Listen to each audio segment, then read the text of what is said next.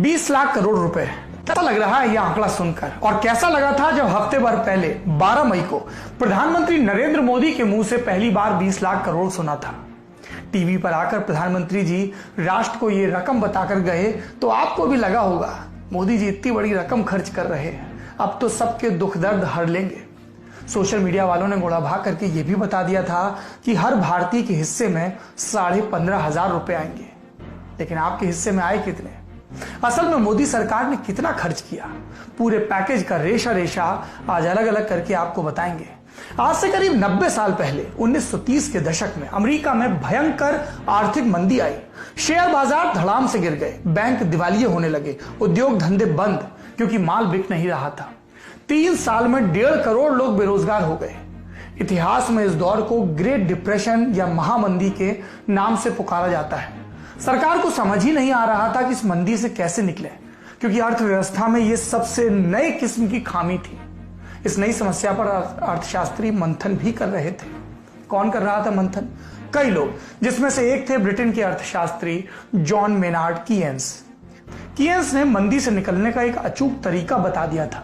महामंदी के बाद से आज तक छोटी छोटी मंदी से निकलने के लिए दुनिया में इस तरीके का इस्तेमाल होता रहता है, यानी डिमांड बढ़ाने वाला तरीका, लोगों के हाथ में पैसा पहुंचाने वाला तरीका।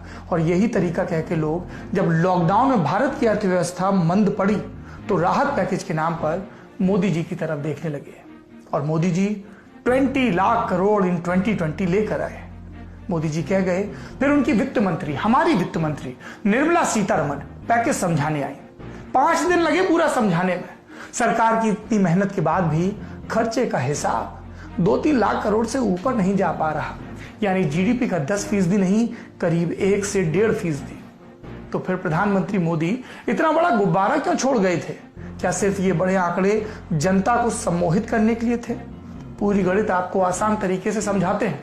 बड़े बड़े आंकड़ों का मामला है, इसलिए ग्राफिक्स की मदद भी लेते हैं।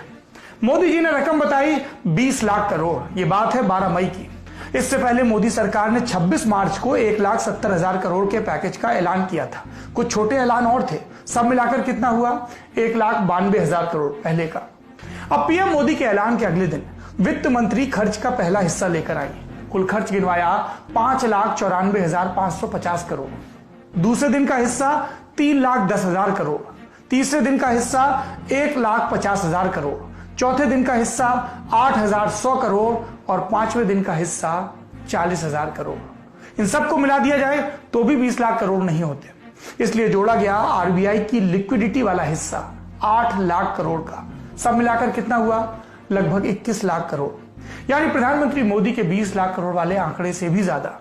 लेकिन ये सिर्फ गिनती ही है, ना तो सरकार की तिजोरी से इतना पैसा खर्च हुआ है और ना ही ये पैसा जनता के पास पहुंचा है।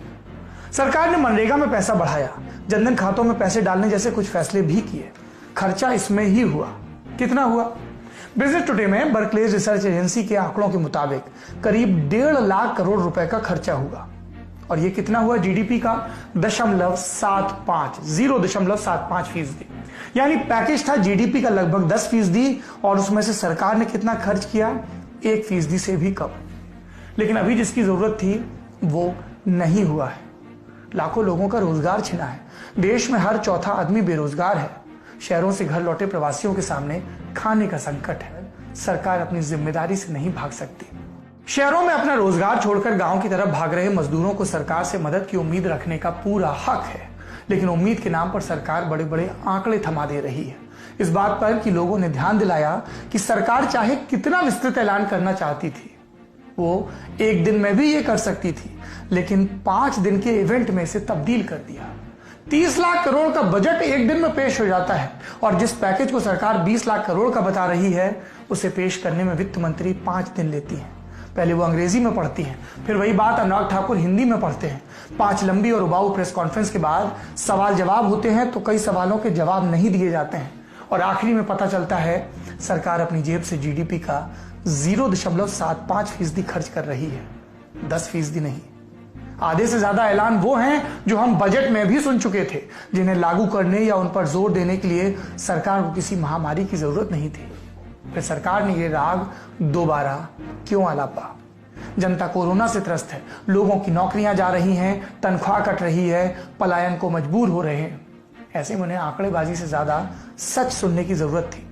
सड़क पर चल रहे मजदूरों ने आंकड़ों का वो जंजाल नहीं सुना जो वित्त मंत्री ने 5 दिन प्राइम टाइम टीवी के लिए बुना। उन्होंने सुना प्रधानमंत्री मोदी के मुंह से निकला 20 लाख करोड़, अर्थव्यवस्था का 10%।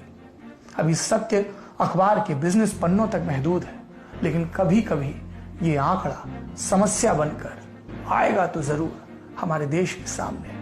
सोचिए, आने वाले वक्त में जब उन मजदूरों पर कुछ बीतेगी, दुख बीतेगा और उन्हें पता चलेगा कि जब वो अपना घर बार लेकर सड़क पर चल रहे थे, जुए पर बैल के साथ जुटे हुए थे, तब सरकार आंकड़ों की बाजीगरी में मशगूल थी। सरकार के पास सदन का भरोसा है, क्या वो इतने में खुश है? क्या उसे लोगों का भरोसा जीतने की कोई जरूरत महसूस नहीं होती?